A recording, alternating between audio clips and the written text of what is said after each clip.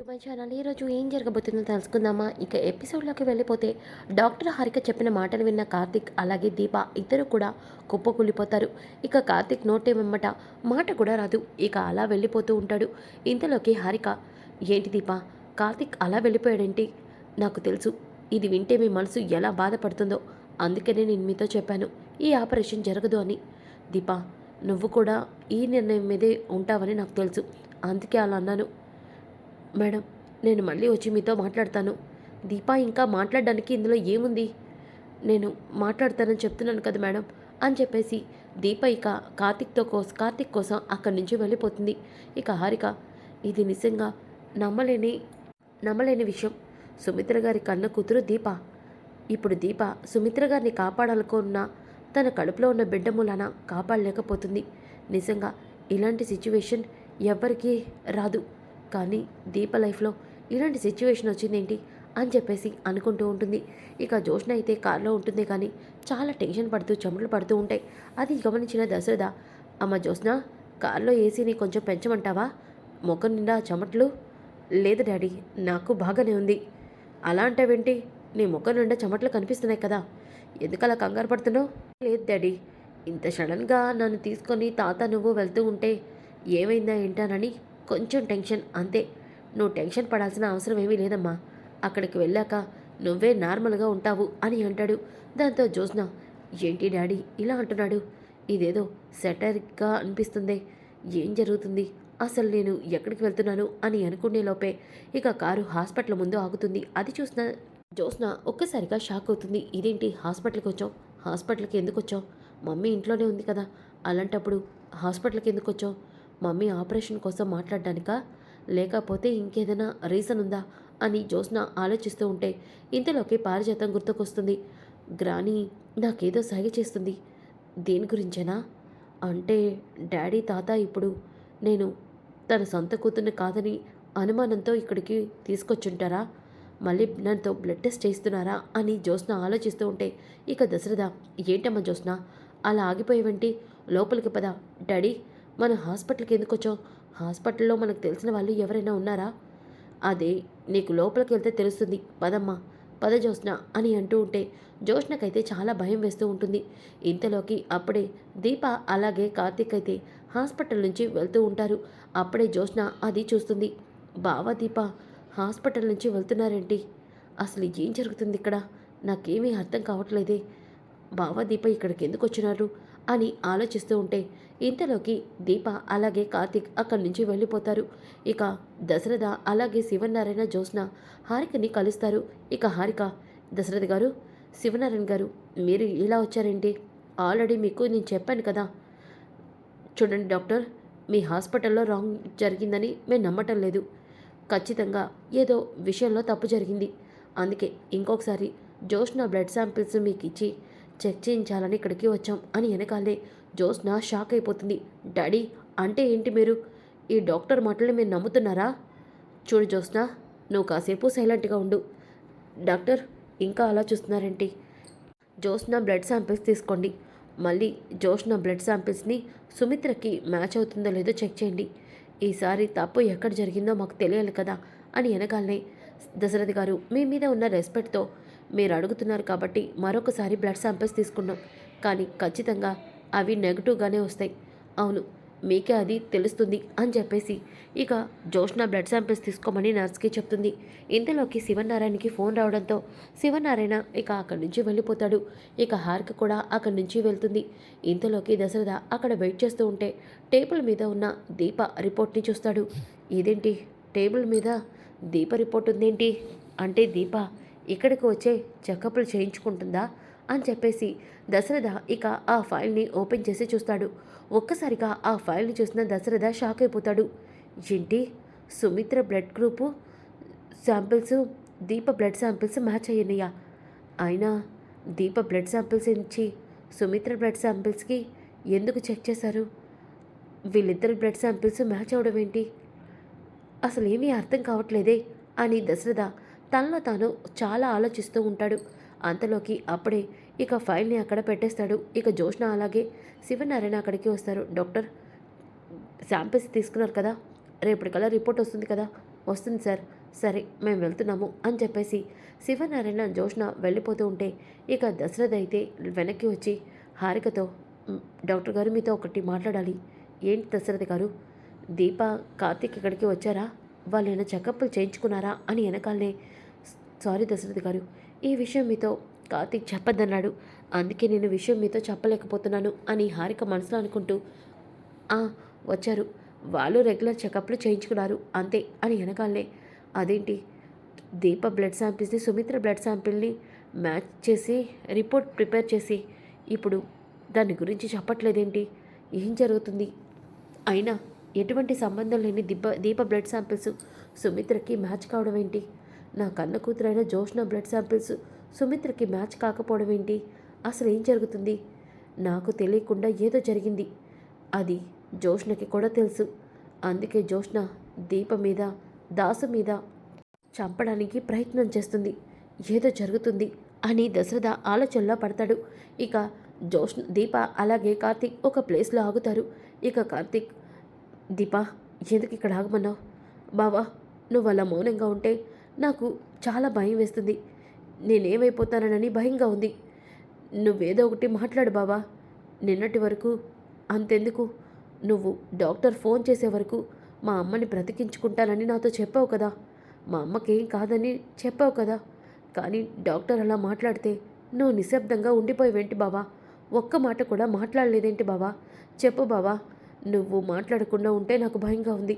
మా అమ్మని నేను కాపాడుకోలేమోనేమోనని భయమేస్తుంది బావా. మా అమ్మ నాకు దక్కదేమో అని నాకు భయంగా ఉంది. చెప్పు బావా, చెప్పు చెప్పు అని అంటూ ఉంటే ఏం చెప్పాలి దీపా నేను అని కార్తీక్ గట్టిగా అరుస్తాడు. ఒక్కసారిగా దీప ఉలిక్కి పడుతుంది. నన్నేం చెప్పమంటావు? చెప్పు దీపా. అత్త నాకు కన్న తల్లితో సమానం. నీ కన్న తల్లి నీకు కావాలా, లేదంటే నీ బిడ్డ నీకు కావాలా అని అడిగితే నేను దేనికి సమాధానం చెప్పాలి? చెప్పు దీపా. డాక్టర్ చెప్పిన మాటలు విన్న తర్వాత ఒక్క క్షణం నా గుండె ఆగినంత పనైంది. ఈ కష్టం ఏదో నాకొస్తే బాగుండేది కదా అని అనిపించింది బావా. అవును దీపా, ఇప్పుడు నీ కడుపులో ఉన్న బిడ్డ మీద నేను ఎన్నో ఆశలు పెట్టుకున్నాను. నేనే కాదు, అమ్మ, తాత, అత్త, మావయ్య అందరూ కూడా. కానీ ఇప్పుడు ఆ బిడ్డ కోసం అత్త అత్త బ్రతకాలంటే ఆ బిడ్డని దూరం చేసుకోవాలని డాక్టర్ చెప్తున్నారు. దీనికి ఎవరినైనా ఎలా ఒప్పుకుంటారు? చెప్పు దీప అని వెనకాలే ఇక దీప ఒక్కసారిగా భవ మనకే ఎందుకు ఇలా అవ్వాలి? ప్రతి సమస్య మనకే ఎందుకు ఇలా చుట్టుకోవాలి? మా అమ్మని ఎలా కాపాడుకోవాలి బావా అని ఏడుస్తూ ఉంటే ఏడవకు దీప, ఖచ్చితంగా సమస్య ఉన్న దగ్గర పరిష్కారం దొరుకుతుంది. దీనికి పరిష్కారం ఆ భగవంతుడే మనకి చూపిస్తాడు. అవును దీప, ఏడవకు. నువ్వు ఇలా ఉంటే భయమేస్తుంది. లేదు బాబా, అమ్మకి నేను ఒక్కదాన్నే ఆప్షను. ఎలాగైనా నేను బ్రతికించుకుంటాను అనుకున్నాను. కానీ ఇప్పుడు కూడా అది జరగట్లేదని భయం వేస్తుంది బావా. దీప, చెప్తున్నాను కదా, ఖచ్చితంగా ఆ దేవుడే మనకి ఏదో ఒక దారి చూపిస్తాడు. పద దీప, ఆలస్యం అవుతుంది. ఇంట్లో అందరూ మనం రాకపోతే చాలా కంగారు పడతారు. అక్కడ అత్త ఎలా ఉందో కూడా తెలీదు, పద అని చెప్పేసి అంటూ ఉంటే ఇంకా దీప అలాగే కార్తీక్ ఇంటికైతే వస్తారు. ఇంతలోకి శివనారాయణ వాళ్ళు కూడా ఇంటికి వస్తారు. ఇక పారిజాతం, ఏంట్రా ఇంట్లో ఓనర్ లేకపోయేసరికి నీ ఇష్టం వచ్చిన టైంకి వస్తున్నారా ఇద్దరు? పారు, ఇప్పుడు నువ్వు అనవసరంగా మాతో గొడవ పడమాకు. అసలే నా మూడు చాలా చిరాగ్గా ఉంది. ఏంట్రా ఎక్కువ మాట్లాడుతున్నావేంటి అని అంటూ ఉంటే ఇక కార్తీక్, పారు ఆపమని చెప్పానా? ఒకసారి చెప్తే నీకు అర్థం కాదా? ఏమైందిరా, నేనేమన్నానని అంత కోపంగా మాట్లాడుతున్నావు? ఎదుటి వారి ఫీలింగ్స్తో నీకు పనే లేదు. ఎంతసేపు నీ నోటికి వచ్చింది వాగాలి అంతేగా. అయినా తాత మావయ్య ఎక్కడికి వెళ్ళారు? మీ తాత మీ మావయ్య కాదురా, జోష్నని కూడా తీసుకెళ్లారు. జోష్నని కూడా తీసుకెళ్లారా? ఎక్కడికి? హాస్పిటల్కి. దేనికోసం? బ్లడ్ శాంపిల్స్ ఇవ్వడానికి. అవునా? అయితే ఇక మీ కథ ముగిసినట్టేలే. ఏంట్రా నువ్వు అంటుంది? అదే పారు, మొన్న డాక్టర్ హారిక గారు వచ్చి చెప్పారు కదా, దాని గురించి చెప్తున్నాను. దీపా, ఒకసారి నువ్వు అత్తకి ఎలా ఉందో వెళ్ళి చూసిరా అని వెనకాలే దీప ఇక సుమిత్ర దగ్గరికి వెళ్తుంది. ఇంతలోకి పారిజాతం, ఈ కార్తీక్ గడికి అన్ని నిజాలు తెలిసినట్టే మాట్లాడుతున్నాడు. వీడికి నిజంగానే జోష్న ఇంటి వారసురాలు కాదని తెలుసా అని ఆలోచిస్తూ ఉంటుంది. ఇక ఇంతలోకి అప్పుడే దశరథ, సుమిత్ర, శివనారాయణ, జోష్న ఇంటికి వస్తారు. రాగాలే పారిజాతాన్ని జోష్న సైగ చేస్తుంది. ఇక ఇద్దరు పైకైతే వెళ్తారు. ఇక శివనారాయణ, దశరథ నేను వెళ్ళి గదిలో రెస్ట్ తీసుకుంటాను, సరే నాన్న అని అంటాడు. ఇక కార్తీక్ వెళ్ళబోతూ ఉంటే దశరథ, కార్తీక్ నీతో మాట్లాడాలి, ఒకసారి రారా అని వెనకాలనే కార్తీక్ ఇక దశరథ బయటికి వెళ్తారు. వెళ్ళగానే కార్తీక్ని చూసిన దశరథ, కార్తీక్ నువ్వేమైనా నా దగ్గర నిజాన్ని దాచిపెడుతున్నావా? మావయ్య ఎందుకలా మాట్లాడుతున్నావు? అది కాదురా, నేను ఒక విషయం గురించి నిన్ను అడగాలని ఇక్కడికి రమ్మన్నాను. ఏంటి మావయ్య అది? దీపకి మాకు ఏ సంబంధం ఉంది అని వెనకాలనే ఒక్కసారిగా కార్తీక్ షాక్ అవుతాడు. మావయ్య ఎలా చెప్పను నేను? దీపే నీ కన్న కూతురు. నీకు సుమిత్ర అత్తకి దీపే అసలైన వారసురాలు. ఈ విషయం నేను మీతో చెప్పలేను మావయ్య అని అనుకుంటూ ఉంటే, ఏంట్రా ఏం మాట్లాడవేంటి? దీపకి మాకు ఏ సంబంధం ఉంది? దీప మాకు ఏమవుతుంది? అదేంటి మావయ్య అలా మాట్లాడుతున్నావు? దీప మీకు కూతురు అవుతుంది. అవునరా, నువ్వు చెప్పింది నిజమే. దీప నాకు కూతురే అవుతుంది. సుమిత్రకి నాకు దీపే అసలైన కూతురు కదా అని వెనకాలనే ఒక్కసారిగా కార్తీక్, మావయ్య అదేంటి అలా మాట్లాడుతున్నావు? అంతే కదరా, దీప నీకు ఇచ్చి పెళ్లి చేసి కన్యాదానం చేసాం. అప్పుడు దీప మాకు అసలైన కూతురే కదా. అవును మావయ్య, నాకెందుకనో నువ్వు ఇంకేదో దాస్తున్నావు అనిపిస్తుంది. నేనేం దాస్తాను మావయ్య? లేదురా, దీపం చూస్తున్నప్పుడల్లా దీపకి సుమిత్రకి నాకు ఏదో బంధం ఉందేమో అనిపిస్తుంది. అవును, రక్త సంబంధం ఉన్న జోష్న మాత్రం సుమిత్ర ఇలాంటి పరిస్థితిలో ఉన్న ఒక్కరోజు కూడా సుమిత్రని దగ్గరుండి చూసుకోలేదు. కానీ సుమిత్రకి ఆరోగ్యం బాగాలేదని తెలిసినప్పటి నుంచి దీప సుమిత్రని వదిలిపెట్టిందే లేదు. తను లేని సమయంలో తప్ప మిగతా సమయం అంతా సుమిత్రని చూసుకుంటూనే ఉంది దీప. ఒక్కొక్కసారి దీపం చూస్తే దీపే నా కన్న కూతురేమో అనిపిస్తుంది. అనిపించడం కాదు, దీప నా కన్న కూతురు అయి ఉంటే బాగుండనిపిస్తుంది అని వెనకాలనే ఒక్కసారిగా కార్తీక్ ఎమోషనల్ అవుతాడు. ఇక దశరథ, అవునరా కార్తీక్, నిజంగా దీపే నా కన్న కూతురు అయి ఉంటే ఈరోజు సుమిత్రని దీప ఖచ్చితంగా కాపాడేది. అవును, తను ఎలాగైనా నా భార్యని కాపాడేది. నాకు భయంగా ఉందిరా, సుమిత్రకి ఏదైనా అవుతుందేమోనని అని వెనకాలనే శివన్ కార్తీక్, మావయ్య ఏంటి అలా బాధపడుతున్నావు? అత్తకేమీ కాదు. ఎలా చెప్పగలవురా? సుమిత్రకి కేవలం తన కన్న కూతురు మాత్రమే బ్రతికించగలదని డాక్టర్ చెప్పారు. కానీ జోష్న బ్లడ్ శాంపిల్స్ మ్యాచ్ కాలేదు. అంటే జోష్న బోన్ మ్యారో ఇవ్వడానికి వీల్లేదు. అసలు ఏ హిస్టరీలోనూ తల్లి కూతుర్లకి బోన్ మ్యారో మ్యాచ్ కాకపోవడం ఇదే విచిత్రంగా అనిపిస్తుందిరా. ఇది తెలిసినప్పటి నుంచి సుమిత్ర ప్రాణాలు పోతాయేమోనని భయం వేస్తుందిరా అని వెనకాలే ఒక్కసారిగా కార్తీక్, మావయ్య నిజంగానే ఇప్పుడు అత్త ప్రాణాలు కాల్లో పెట్టిన దీపంలాగా ఉంది. అవును, దీప బోన్ మ్యారో ఇస్తేనే అత్త బ్రతుకుతుంది. కానీ అత్త కోసం నాకు పుట్టబోయే బిడ్డను నిన్ను చంపుకోవాలి మావయ్య అని కార్తీక్ తనలో తాను కుమిలిపోతూ ఉంటాడు. ఒరే కార్తీక్, ఏంట్రా ఎప్పుడు ఈ మావయ్యకి ధైర్యం చెప్పే నువ్వు ఈరోజు కన్నీళ్లతో సమాధానం కూడా చెప్పలేకపోతున్నావు అని అంటాడు. ఇక కార్తీక్ ఏడుస్తూనే అక్కడి నుంచి వెళ్ళిపోతాడు. ఇక దశరథ, ఏమైంది వీడికి? వీడెందుకని ఒక్క మాట కూడా మాట్లాడకుండా వెళ్తున్నాడు? దీప రక్తం బ్లడ్ శాంపిల్స్ కోసం అడుగుదామనుకుంటే ఇలా వెళ్ళిపోయాడేంటి అని అనుకుంటూ ఉంటాడు. ఇక జోష్న అయితే పారిజాతాన్ని కత్తి తీసుకొని పొడవబోతూ ఉంటే, ఏయ్ ఏం చేస్తున్నావు నువ్వు? చంపేస్తావా ఏంటి? అవును, నిన్ను చంపేయాలి. అప్పుడే నేను ప్రశాంతంగా ఉంటాను. చంపేవే, నన్ను చంపేసి జైలుకి వెళ్ళి చెప్పు కొడుతిను. గ్రాని ఏంటే మరి? లేకపోతే తాత డాడీ నన్ను బ్లడ్ శాంపిల్స్ ఇవ్వడానికి హాస్పిటల్కి తీసుకెళ్తున్న విషయం నీకు ముందే తెలుసు. కానీ నాకు చెప్పకుండా నన్ను ఆపకుండా వాళ్ళతో పాటు నన్ను పంపిస్తావా? అంటే నీ అంతటి నువ్వే ఈ ఇంటి వారసురాల్ని నేను కాదని ప్రూవ్ చేయాలా చేస్తున్నావా? చెప్పు. బావకి నువ్వు అమ్ముడుపోయావు కదా, బావ దగ్గర నువ్వు లొంగిపోయావు కదా, బావతో చేతులు కలిపే కదా ఇలాంటి నాటకాలు ఆడుతున్నావు. నోరు బియ్యవే. నేనేమీ కార్తీక్ గడితో కలవలేదు. నా కొడుకు దాసు గురించి నీ దగ్గర నిజం తెలుసుకోవాలనుకోవడం కరెక్టే, కానీ దీనికి నాకు ఏ సంబంధం లేదు. నువ్వు ఈ విషయం నీకు చెప్దామని అనుకున్నా, కానీ ఆ ముసలాడే నన్ను చెప్పకుండా ఆపేశాడు. ఇంతకీ ఏమైంది? బ్లడ్ శాంపిల్స్ ఇవ్వకుండా ఏదైనా చేశావా? అంత సీన్ లేదు. ఇటు తాత అటు డాడీ ఇద్దరు నన్ను మధ్యలో కూర్చోబెట్టుకుని మరీ బ్లడ్ శాంపిల్స్ ఇప్పించారు. అయితే ఇక నువ్వు దొరికిపోయినట్టే. కానీ అవునే, రేపటితో నీ జీవితం తలకిందులవుపోతుంది. రేపటితో అందరికీ నువ్వే అసలు వారసురాలు కాదని, ఈ ఇంటి కూతురు కాదని తెలిసిపోతుంది. ఇక మనం ఏమీ చేయలేం. ఒకసారి ఏదో ఒకటి మాట్లాడి బుకాయించి అందరు నోర్లు మూయించు.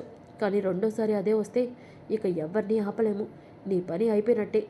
ఏదైనా ఈ ఒక్కరోజు మాత్రమే నీ చేతిలో ఉంది. రేపటితో నీ జీవితం రోడ్డు మీద పడినట్టే అని వెనకాలే జోస్న, లేదు క్రాని, అదే జరిగితే నేను ఎవ్వరిని కూడా ప్రాణాలతో ఉంచను. ఏంటే, ఏం చేస్తావు నువ్వు? చెప్పవే. చెప్పను గ్రాని. ఆ రిపోర్టు రేపొస్తుంది. కానీ ఈరోజే మమ్మీకి కండిషన్ సీరియస్గా ఉంటుంది. అప్పుడు మమ్మీని ఎవరు కాపాడతారు? చచ్చిపోతుంది. ఇక ఏ ఇబ్బంది ఉండదు. తప్పే. సుమిత్ర చాలా మంచిది. సుమిత్ర నిన్ను కన్నతల్లిలా చూసుకుందే. సుమిత్ర ఇప్పుడు కూడా ఇలాంటి పరిస్థితుల్లో కూడా నీ గురించి ఆలోచిస్తుంది. ఆ పని మాత్రం చేయకే. అలాగే కూర్చో. అప్పుడు కానీ నిన్ను నన్ను తోత మెడపట్టి బయటికి గంటడు.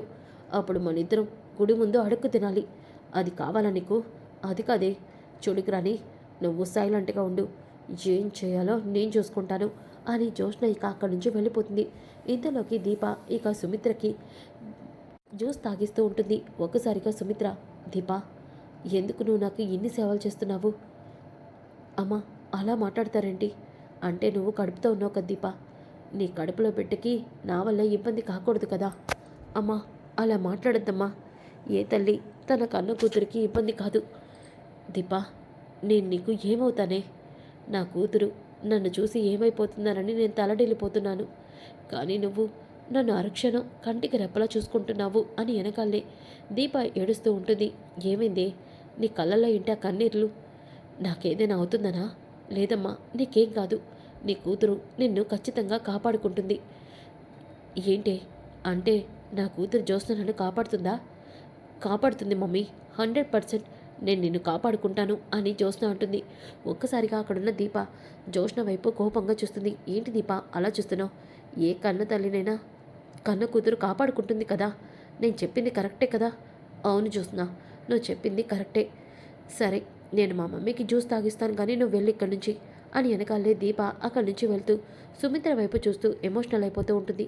ఇక జ్యోష్ణ అయితే, మమ్మీ, ఈ జ్యూస్ నీకోసమే స్పెషల్గా నేను చేశాను, తాగు మమ్మీ అని వెనకాలే.